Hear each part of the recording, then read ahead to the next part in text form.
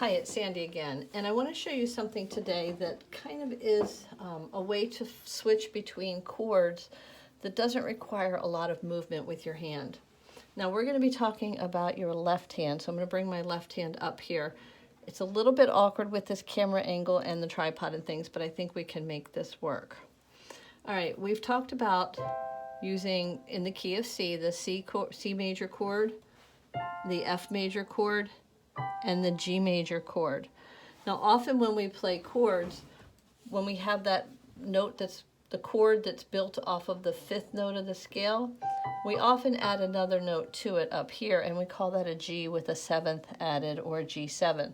You do not need to understand all the whys to be able to play this, but this makes it a little bit nicer sound when you add that seventh in there. So when we're playing our C chord, any combination of C, E, and G is our C chord, correct? Okay. So when we play our F chord, we're looking for Fs and As and Cs. Now, if we take these three keys and we play this C down here instead of up here, we now have a C, F, A that we can play our F chord without having to do this. Okay, we can play our C chord here. We can use our pointer finger, our 2 on the F, and move our thumb up to the A. And we can play C, F, A with 5, 2, 1. Then we can switch to C, E, G with 5, 3, 1. We can also flip-flop that other chord around, that G with the seventh added. We can play B, F, G, and get the sound we want for that 5 chord, the G chord. And we can play it all right here without having to move our hands around. So we've got the C chord, we're playing in what we call the root position. The F chord we've got in what we call the second inversion.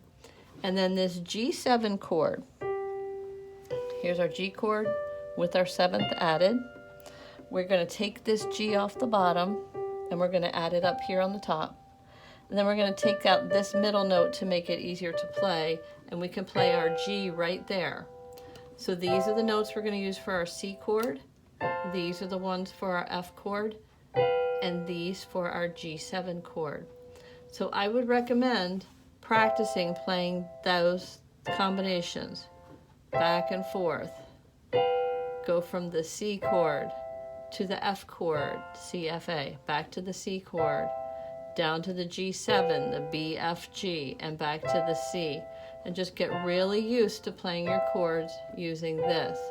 This will let you play your chords without having to move your hand around and land on different places. Now later on, you're going to want to be able to do that, but for right now, you may not be in a position where you're ready to start moving your hand around that much. Okay, I hope that all made sense to you.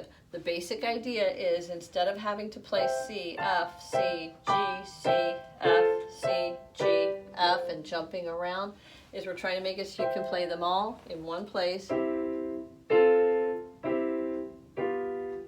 without having to do this kind of thing all the time.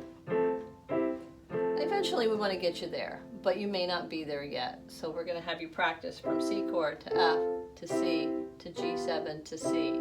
So C, E, G, C, F, A, and B, F, G. All right, this is Sandy at Playforministry. I'll be talking to you later. Bye-bye.